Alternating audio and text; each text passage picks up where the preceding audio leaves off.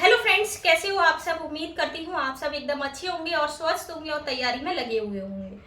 तो आज मैं एक वीडियो लेकर आई हूँ बहुत अच्छी। जो भी स्टूडेंट्स सीटेट क्लियर नहीं कर पाए हैं, जिनका बीएड बहुत टाइम पहले कंप्लीट हो चुका है और बीटीसी भी बहुत टाइम पहले कंप्लीट हो चुकी है, बट सीटेट में वो क्वालिफाई नहीं कर पाए हैं, सीटेट पास आउट नहीं कर पाए हैं। तो मैं उन स्टूडेंट्स के लिए ये वीडियो है जिन स्टूडेंट्स ने सीटेट कईयों बार दिया है पर वो क्वालिफाई नहीं कर पाए हैं। तो उनके लिए मैं एक बहुत अच्छी वैकेंसी लेकर आई हूँ। आप सबको बताएं, नोटिफिकेशन बिहार एस्टेट का आउट हो चुका है, नोटिफिकेशन निकल चुका है, नोटिफिकेशन जारी हो चुका है। बीपीएससी में बिहार में वैकेंसी टीचर्स की बम्पर भर्तियां आने वाली है। तो आप लोग पीछे मत रहिएगा क्योंकि वैकेंसी बहुत ज्यादा आने वाली है। हम एस्टेट का इंतजार करते करते, यूपी एस्टेट का इंतजार करते करते, बहुत सारे स्टूडेंट ऐसे हैं जो 4-5 साल पहले ही तैयारी करके और बीएड पास आउट करके सीटेट भी क्लियर कर लिया, यूपी टेट भी क्लियर कर लिया, बट अभी तक एस्टेट का कोई नामो निशान नहीं है, बैठे हुए हैं इंतजार में। और ये भी नहीं है कि वो तैयारी पूरी कर रहे हैं, ये भी नहीं है कि एस्टेट यूपी एस्टेट आता है तो उनका एकदम से सिलेक्शन हो जाएगा। देखो, बहुत सारे स्टूडेंट्स हैं, बहुत सारे स्टूडेंट कईयों सालों से तैयारी कर रहे हैं और एस्टेट नहीं आया है। तो ये समझो मक्खन मक्खन जो होंगे ना वो ले लिए जाएंगे एस्टेट में, और जो तैयारी में थोड़ी ऐसे जिंग जैंग तरीके से जो तैयारी कर रहे हैं उनका रह जाएगा। ठीक है, तो रहना नहीं है, आप सबको कहीं ना कहीं तो सेट होना ही है। तो एस्टेट, यूपी एस्टेट को आप पीछे छोड़ो क्योंकि यूपी एस्टेट का कोई अता पता नहीं है कब आए कब नहीं आए। पर बिहार में बहुत अच्छी वैकेंसी आने वाली है, टीचर्स की बम्पर भर्तियां आने वाली है टीचर्स की। तो आज हम उसी के बारे में बात कर लेते हैं, जिसमें जरूर आज अभी हम बात करें बीपीएससी की।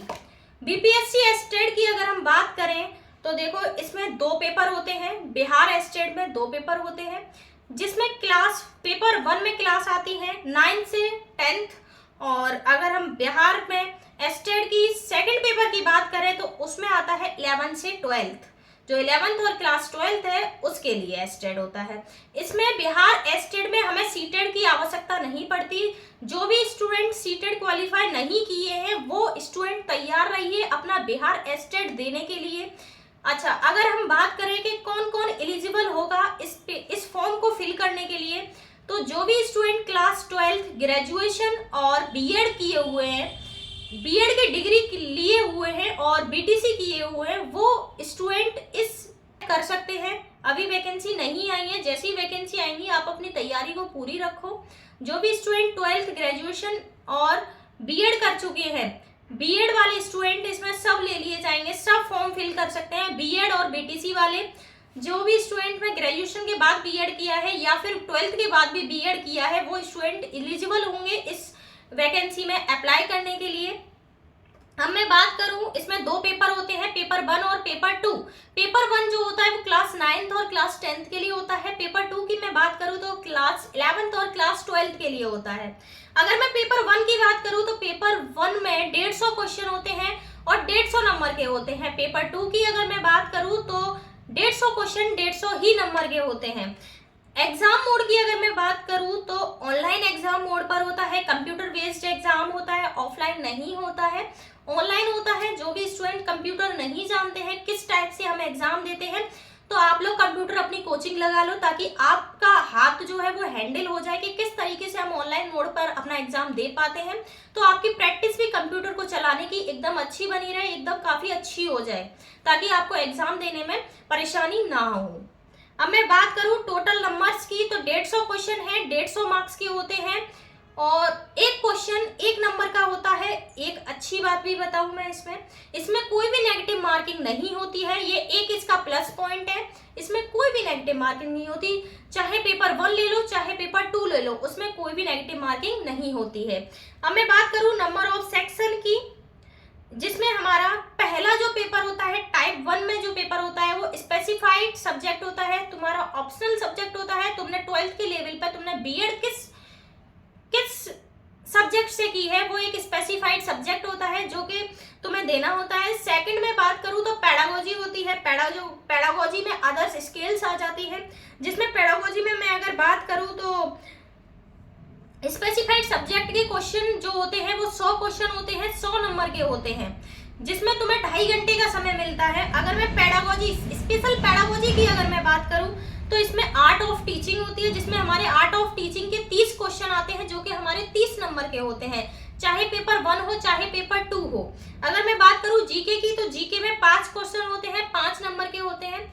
मैथ्स की बात करूं तो 5 क्वेश्चन होते हैं, 5 नंबर के होते हैं। ईवीएस की बात करूं तो 5 क्वेश्चन होते हैं, 5 नंबर के होते हैं। रीजनिंग की बात करूं तो 5 क्वेश्चन रीजनिंग के और 5 नंबर के होते हैं। अगर इनको सबको हम टोटल करेंगे तो 150 क्वेश्चन हमारे 150 नंबर के, और जिसमें हमें टाइम मिलता है 2.5 घंटे का समय। चाहे पेपर 1 हो चाहे पेपर 2 हो, दोनों में एकदम सेम है।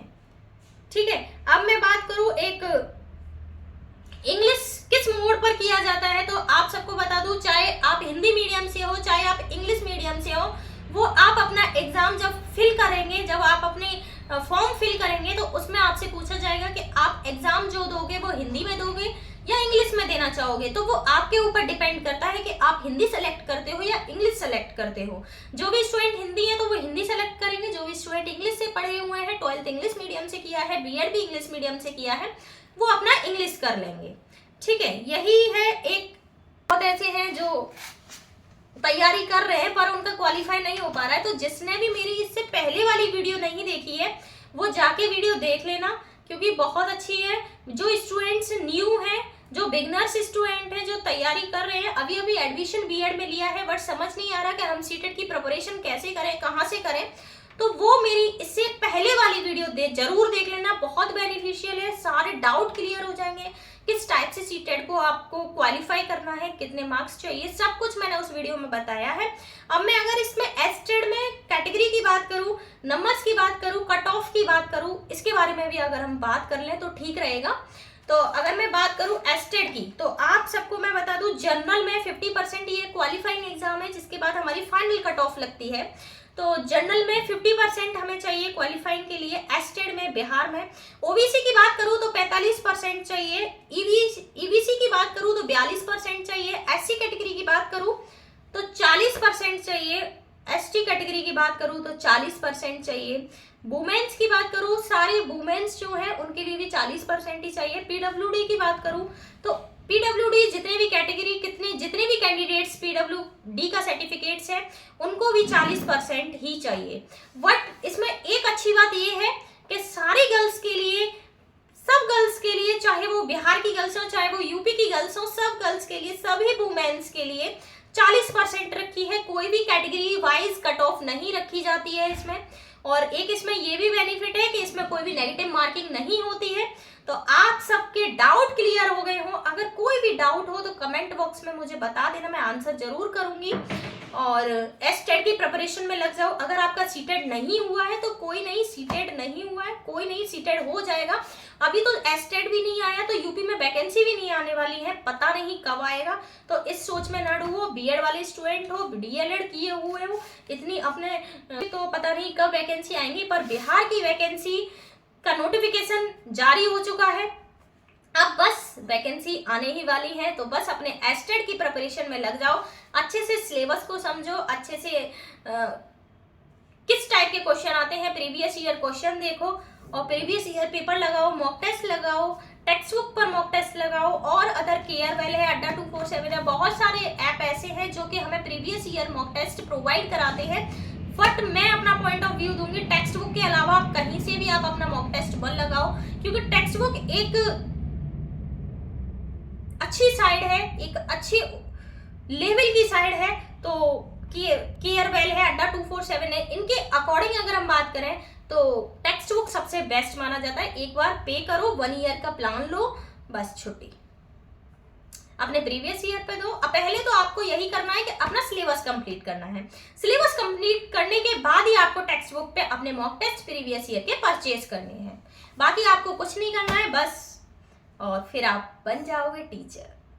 तो कोई भी डाउट हो कमेंट बॉक्स में कर देना। आप लोग चैनल सब्सक्राइब नहीं करते हो तो मैं थोड़ी सी डिमोटिवेट होती हूँ, क्योंकि आपके व्यूज़ नहीं आते हैं, लाइक्स नहीं आते हैं। तो प्लीज़ इतनी जब मैं मेहनत करती हूँ, आप सबको इन्फॉर्मेशन पहुँचाती हूँ, तो आप इतना तो कर दिया करो, कम से कम एटलीस्ट लाइक, कमेंट और शेयर और चैनल सब्सक्राइब कर लिया करो। ठीक है, तो मिलते हैं एक न्यू वीडियो में, एक नेक्स्ट इन्फॉर्मेशन के साथ, एक न्यू इन्फॉर्मेशन के साथ। जब तक के लिए अपना ध्यान रखिए, मिलते हैं नेक्स्ट वीडियो में। जय हिंद दोस्तों।